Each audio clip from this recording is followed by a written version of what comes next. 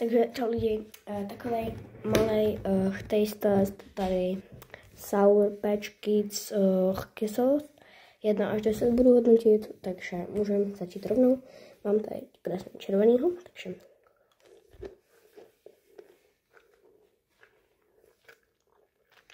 OK, ten není skoro vůbec kyselý, takže tomu dávám tak 2 z 10. Jdeme na oranžový.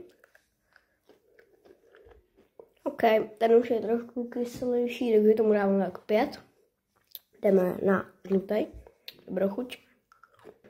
Tady tak 3. Jo, jdeme na zelený. OK, ten už je kyselý, tak 7. Jdeme na tady poslední takový černý. Tak tomu dávám tak 6. OK, takže jsme tady měli všechny barvy z Sour Patch Kids.